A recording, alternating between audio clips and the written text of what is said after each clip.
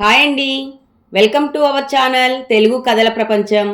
ఇవాళ మరొక చిన్న కథతోటి మీ ముందుకు వచ్చేసానండి. అనగనగా అవంతిపురాన్ని శ్రీజయుడు పాలించేవాడు.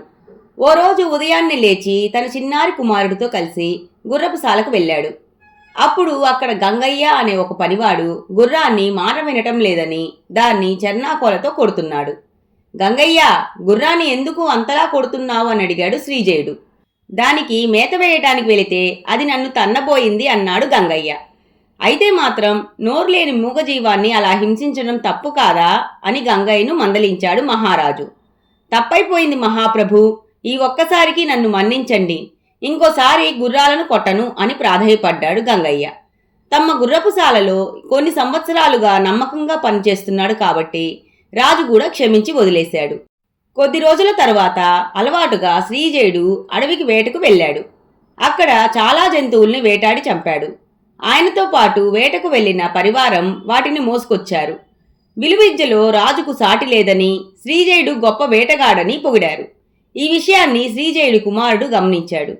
వెంటనే, నాన్నగారు, ఆ రోజు మీరు గంగయ్య గుర్రాన్ని కొడుతుంటే మూగజీవిని హింసించడం పాపమన్నారు. మరి ఈరోజు మీరు అమాయక ప్రాణులను వేటాడి వాటి ఊపిరి తీశారు, ఇది కూడా తప్పేగా అని అడిగాడు. పరివారమంతా ఒక్కసారి బిత్తరపోయి మహారాజు వైపు చూసింది. ఒక్క నిమిషం పాటు మౌనంగా ఉండిపోయిన శ్రీజయుడు, అవును, నేను చేసింది ముమ్మాటికి తప్పే. ఇక నుంచి నేను జంతువుల్ని వేటాడటం మానేస్తున్నా. నేనే కాదు, రాజ్యంలో ఇంకెవ్వరూ సాధు జంతువులను హింసించకూడదు. ఇదే నా శాసనం అన్నాడు.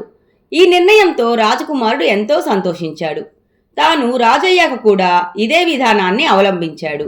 మొక్కై ఎదగనిది మానే ఎదుగునా అంటారు కదండి, దానికి ఉదాహరణ ఈ కథే. పిల్లలకు చిన్నతనంలో మనం నేర్పిన మంచే పెద్దయిన తర్వాత వారి భవిష్యత్తుకు మంచి పునాది వేస్తుంది. ఇంకా అంతేనండి, కథ కంచికి మనం ఇంటికి.